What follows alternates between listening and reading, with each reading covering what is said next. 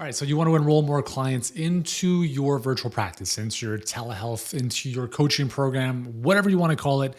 But there are some mistakes you need to avoid. I'm going to share probably the biggest one that is going to really hurt your business in this video. So let's dive into this.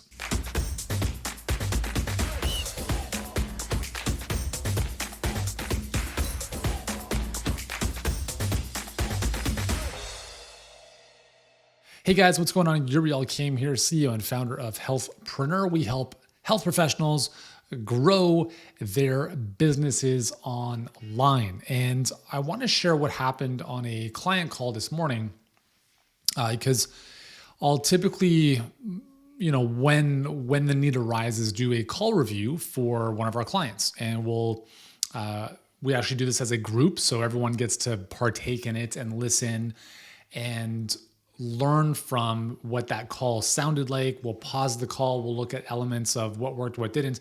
And this is an enrollment call, okay? So a prospect booking a call with you, interested in working potentially with you. And this is a very, very important skill that all of us have to understand and learn and master eventually, because if you can't enroll clients, you have no business, right? If you don't like selling, you got to get over that, because you're always selling. You're always selling yourself in some way, shape, or form. If you're expecting people to fall into your lap, good luck. So we went through this call, and I think our client did a really good job for the most part. And this is one of her earlier calls where, she was a little bit wet behind the ears, didn't have as much training, etc. But nonetheless, she shared this call. And it was about an hour call. The first 30 minutes were very much along what we call the diagnosis stage, where you're discovering, asking questions, digging deeper. And then about halfway through the call, so at about the 32-minute mark, she asked a question to the prospect, which was, did you have a chance to watch my masterclass? And the person said no. And all of a sudden, I'm like, well, there's the mistake. Right? This whole conversation, this phone conversation, should never have taken place. And here's why. Because a couple minutes before that, the prospect asked a question, which was the following: tell me more about you. Like, that's what the prospect asked our client. So tell me more about you. And when I heard that, I was like, that's interesting, because the masterclass or the webinar, at least in our world, would have taken care of that. So just in case you're watching this for the first time, or if you've not seen my stuff, we help all of our clients predictably get more clients into their business, right? And the way we do that is through what we call a perfect client pipeline, which is a 4-step marketing process whereby we have a source of traffic, for instance, Facebook ads, that from there would be led into watching a free training, webinar, masterclass, whatever you want to call it. After that, if the person is qualified and they are interested in taking the next step, they would fill out a quick application and book a call with the clients, or our clients, or the expert in this case, the health expert. And then the fourth and final step is the actual phone conversation, or the enrollment call, the discovery call, whatever you want to call it. And so that's what we're talking about here. But the thing is, if you don't like selling, then you never want to put yourself in a position on the phone where you have to sell. Because all of a sudden now our client had to sell herself on who she was, why she was different, why she was better, her whole methodology, which is all the stuff the webinar should have taken care of in the first place. So the number one mistake you want to avoid in enrolling clients is making sure you're never selling. If people are trying to get you to sell them on working with you, your marketing hasn't done a good enough job. And in which case, now you have to start it. You're getting into a position of explaining yourself and defending yourself, and you're always going to lose if you're in those situations. As an aside, we're always hiring for amazing people. And someone had sent me a message in the DM, because he had sent me a message a little while ago about a position we're hiring for. And I said, yeah, awesome. Thanks so much for your interest. All the details are here if you're interested, apply on the page.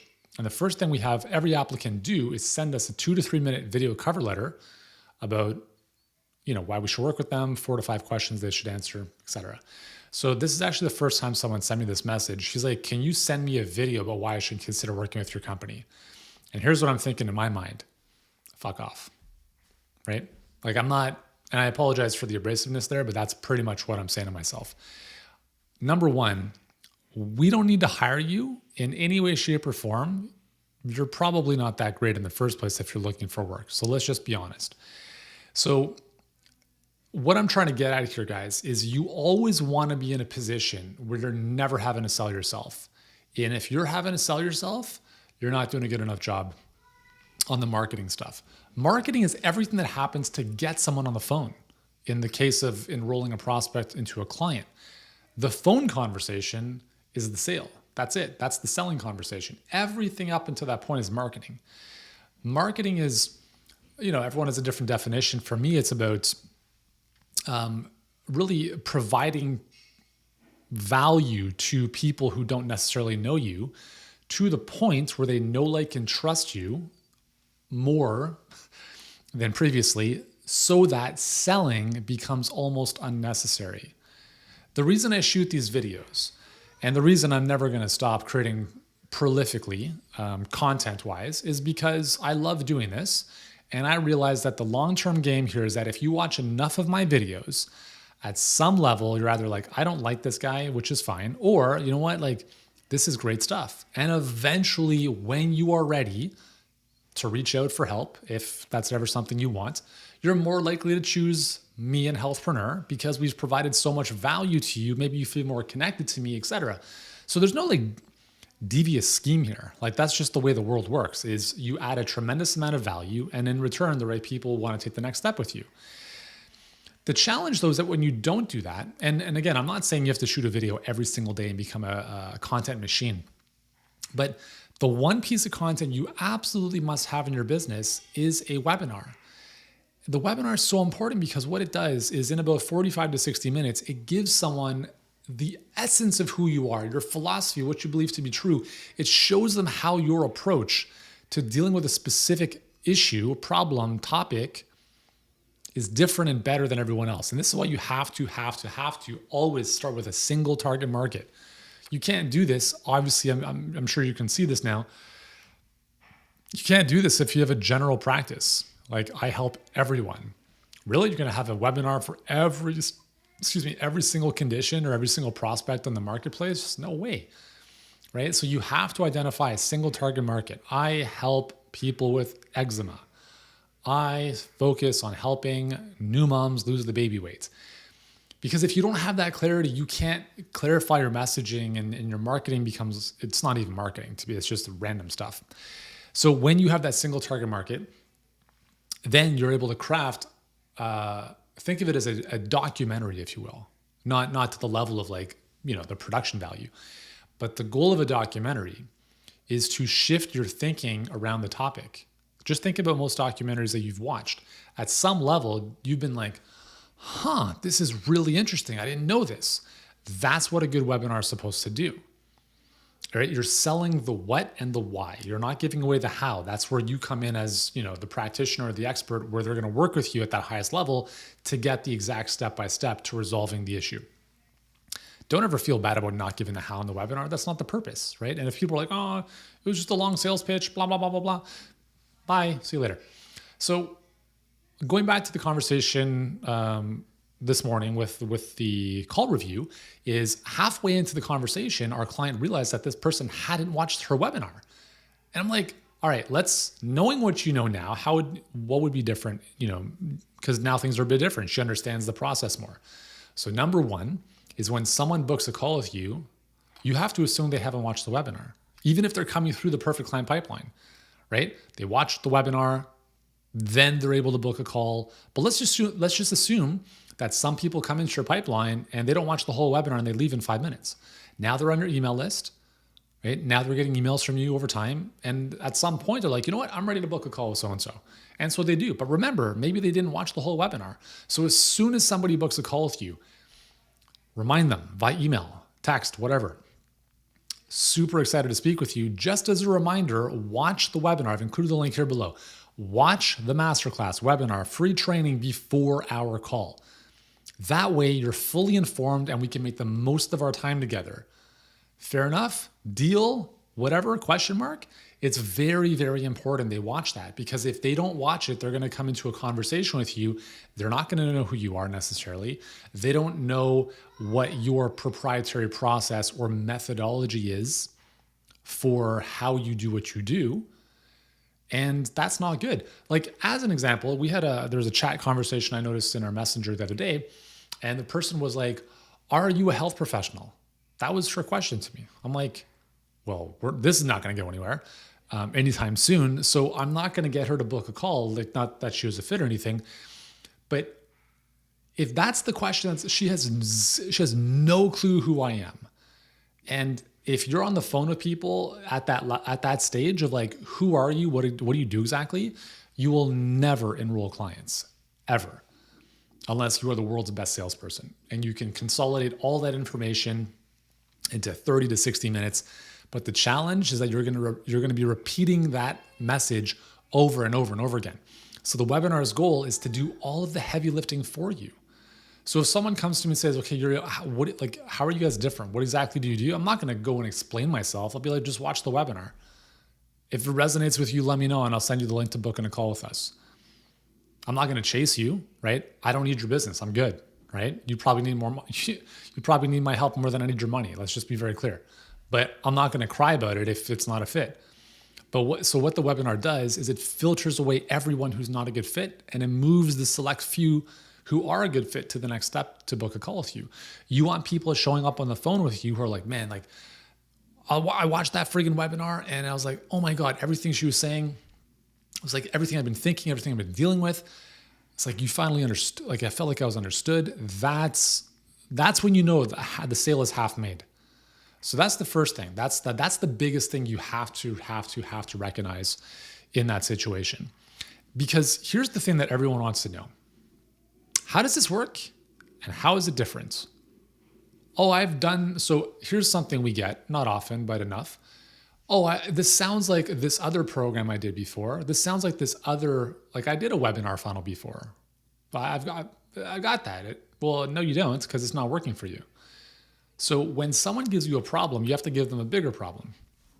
So if someone comes to me, not necessarily on the phone, in some cases on the phone, if we're having a conversation with someone, they're like, "Well, I've done a webinar funnel before and it didn't work." Well, that's great. Have you driven a car before? Yes, I have. Have you driven a Ferrari or a McLaren before? No, I haven't. Or yes, I have. Would you agree that they are the same? They are both cars, but one is very different from the other. Is that fair to say? Exactly. And that's kind of what it's like working with us, is that even though the mechanics, the funnel is the same, how we get you results or how we help you get results is vastly different. You may have experienced the Honda Civic. Welcome to the McLaren, right? And the devil is in the details. The devil is in the nuances. And if you knew what you were doing, then you would already have the results you want, but you don't, which means you don't know something. And that's not your fault. That's just the reality. So when someone is coming to you and they think that they've done stuff like yours before, again, you don't want to be having these conversations on the phone. This is all what has to be put into your webinar. So if someone is watching my webinar, I'm going to address that, right? Like in our webinar, the Perfect Client Pipeline, I literally lay it out step by step. And then I address the elephant in the room, which is, well, you might be watching this and saying to yourself, well, I've seen something like this before, or I've done stuff like this before. And so here's what you need to know. Why is it that some of these types of funnels or pipelines work really well, and then the same exact pipeline, mechanically, page, process, whatever, doesn't work at all? Well, it comes down to the 3 M's: market, message, magic. And the challenge is that when you're trying to do this by yourself, you have no clue about this stuff. How do you identify the right target market for yourself? Are you just throwing darts at the wall and hoping? How do you identify what message is really resonating with your audience? If you don't know how to craft a great message that's going to speak to the right people, well, that's never going to help. And number 3 is, how do you have an offer, a magic that really gets people excited to take the next step with you? And the biggest challenge that I've seen in my 15 plus years of being in business online is that most people have no clue about how to dial in those 3 M's. So here's the pipeline. Please go and build it. You can go build it. Best of luck when it doesn't convert. And that's the difference between people who succeed and people who don't. is that they understand those nuances, not because they're smart. It's just because they got the coaching and mentorship from others who've been there and done that many, many times before to show them those differences and details. And this is the type of stuff you have to include in your marketing, because people want to know what is this and how is it different. And if you can't show people why it's different or better than what they've done before, they will always have skepticism. They probably won't book a call with you because they're like, oh, I've seen this before. And if they do book a call with you, you have to help them understand that, and they have to internalize this, that this is different than what they've seen before. All right, guys. So that's the biggest enrollment mistake I see, is that people just, you get on the phone with someone and they've got zero context about who you are, about, your philosophy as a whole, and how your approach is different and most likely better than anything else they've tried before. Because remember, everyone is coming onto the call having done stuff before.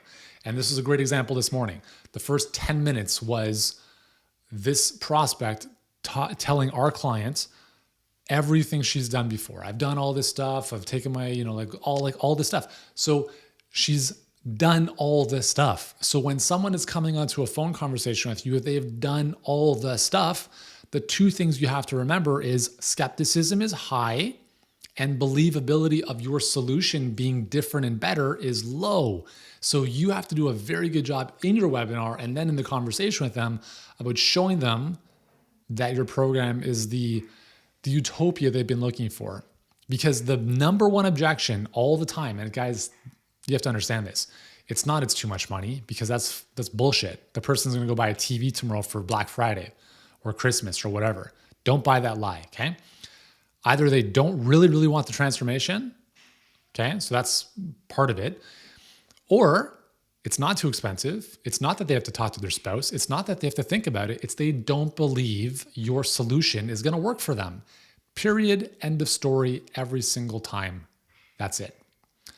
And then the final thing that showed up here in this conversation was that the prospect was saying, well, we're really busy and I have to make sure that we can put some time into this. And this is for their child, right? So someone who's got behavior issues. And I'm thinking to myself, are you for real? You're too busy? Are you full of shit? Like, do you hear yourself talking? Why did you book this call? 1 hour later, we're having this conversation and now you're telling me, or our client, that you're not sure if you can put in the time to do this?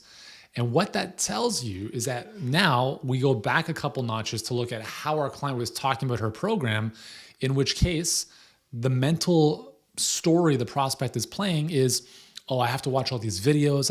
It's like a course I have to do. And it's kind of like this other thing I did before, which I paid $100 for and I never did anything with. And now they're equating that to this.